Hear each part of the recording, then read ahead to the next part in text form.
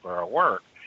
But she had opened up. She claimed to be married to JFK Jr. after he died. All righty. So I had two of those instances in 1 year, and that now if I, so there's all kind of things like that. The one I know for a fact ended up in a mental institution. The one that was claiming that she was having a relationship with Freddie Mercury and whatnot. She had some mental problems. The other girl, I can't say. I mean, I worked with her and to a certain point, but she didn't sound crazy. She didn't talk crazy. She was very sane. She owned a floral business, and, she didn't fit the role of somebody you thought was bouncing off the wall, schizophrenic or anything. Wow. That's really interesting. Having a personal relationship with the spirit of Freddie Mercury. That's when she brought that up, I asked her. I said, "I thought Freddie Mercury was gay. I guess he's bisexual."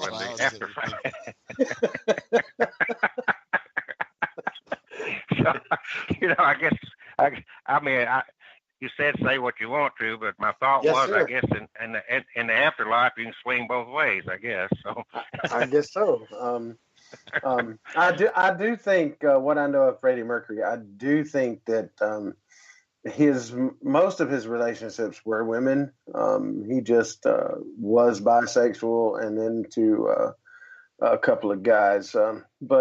And that's fine if that's the way he was. But I tend to lean with you. I don't think that she really had a personal relationship with Freddie Mercury.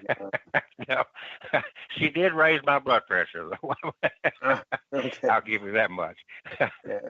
Sounds like she needed a personal relationship with a pill bottle. So. Yeah, it took a while, but she was a gorgeous girl, and I pieced the whole thing together. I don't know if you've heard of the 27 Club. That sounds familiar, but I mean, I don't really know right now.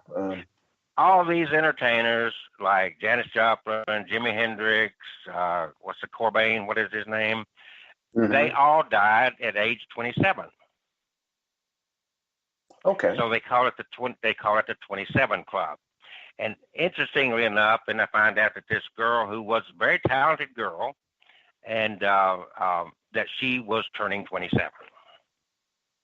Oh, wow. So she was having a little bit of a mental situation going on, thinking about these people that were in her line of work that had died at 27. Wow. And every one of them that she claimed to be connected to outside of Freddie Mercury, the rest of them all were part of that, what they call the 27 Club. Oh. Now that you mentioned that, I do remember reading that somewhere. Kurt Cobain was that they had an article about him, and yeah, I do remember reading that.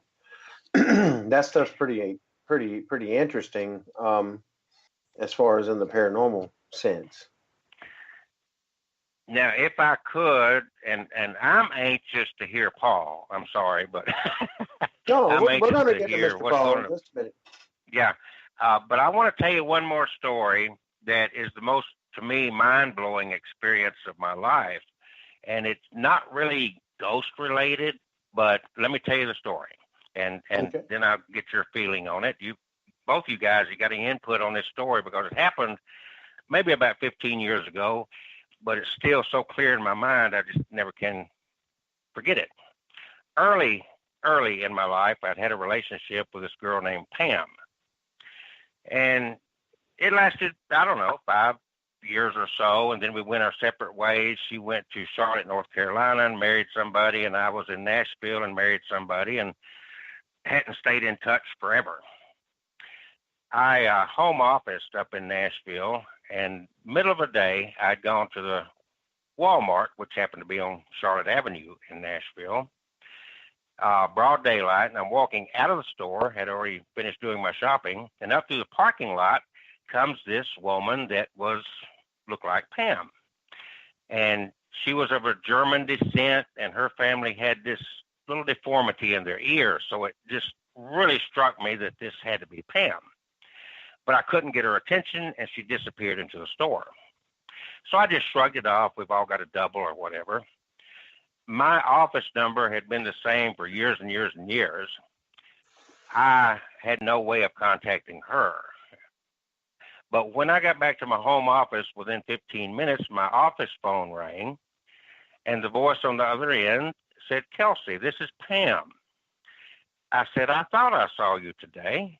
She said, "What were you doing at the courthouse in Charlotte, North Carolina?" The same moment that I saw her in the parking lot of that Walmart in Nashville, she saw me at the courthouse where she worked in North Carolina. Wow. Now explain that one. That's major deja vu there or something, right? I mean, it made me kind of delve into parallel universes and time slips and that sort of thing. yes, it would me too. That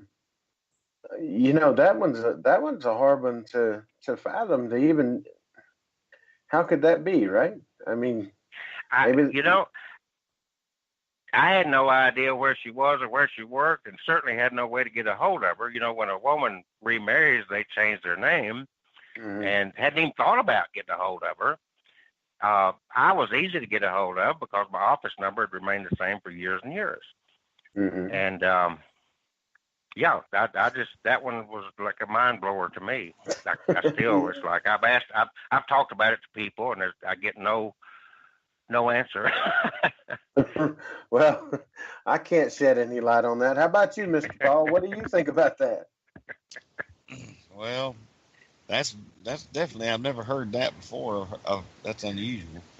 But now I do know that there's been times I've thought about somebody, there's a thought, and next thing you know, I'd hear from that person, and it would turn out that they were, thinking about me as well at the same time. So, who knows what the mind, the brain, can do? We don't know half of what it does anyway. So, but that is, that's definitely unusual. I can't top that one. Well, do you think any of that applies in the Bigfoot research? Surprisingly enough, there seems to be a connection somehow. A lot of cemeteries. I've been in cemeteries and actually captured vocalizations, wood knots. I've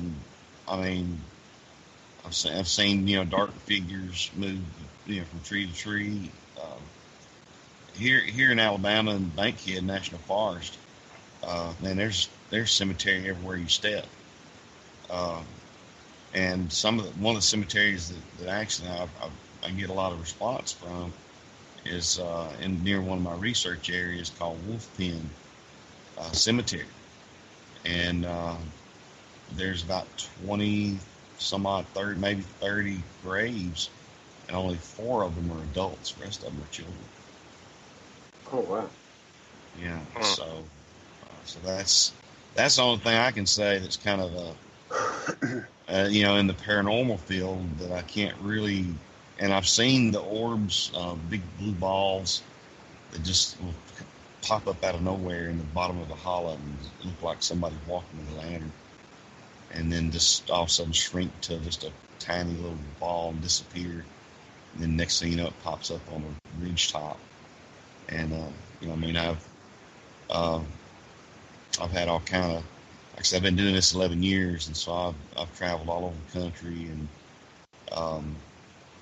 the one thing I definitely is that there's a cemeteries. I don't know what it is, but I've gotten a lot of activity around cemeteries.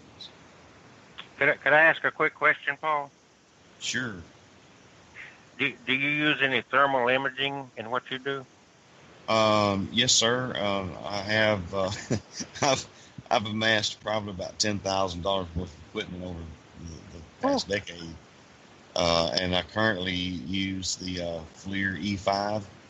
That's a handheld unit, and it's because I have used a Pathfinder FLIR because it has a longer range, but I'm ready for that up close, 25 foot or less, um, in order to get a good detailed thermal image. So, and I've got all kind of parabolic microphones. I can hear a tick fart from about 100 yards, and so, so I'm known as one of the most geared up gizmo gadget guys in Bigfoot. So, okay, so you have done extensive research in the Bigfoot field. So my question is, to start with, how close have you ever come to a Bigfoot? 20 feet. 20 feet. To these close. big, massive. I mean, are they really like truly, like Harry and the Hendersons? I mean, the big, huge monster things, or? And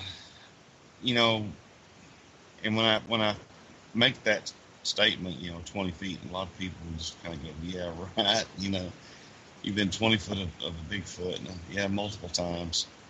I got started in 2007.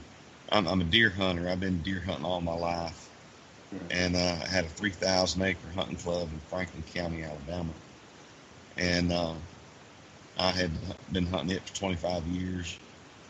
Thought I knew every square inch of it, and because we ran deer with dogs, and in 2007, and it's January, it's the last couple of weeks of season. I need to get one more deer from my freezer, and sitting on the usual spot I've sat at multiple times, for years, and never thought of anything other than deer, and when I first saw him, he was about 100 yards, and I thought it was somebody walking through the pines. I thought it was a poacher. He had on one of those ghillie suits, but I stood up and hollered at him. That's how close he was, and he tried to hide, and so when he did, I'm sitting there thinking, nah, my record kill is 437 yards. You ain't going 100 yards. I'm driving nail. You're not going to get away from me. So I pulled up my rifle, looked through the scope, and I'm looking at it and I'm thinking, what in the hell? And my scope was a Simmons A-Tech, and it was a 44 millimeter, 14 power side focus. And so when I adjusted the focus and cleared it up, I realized then that I'm not looking at strands.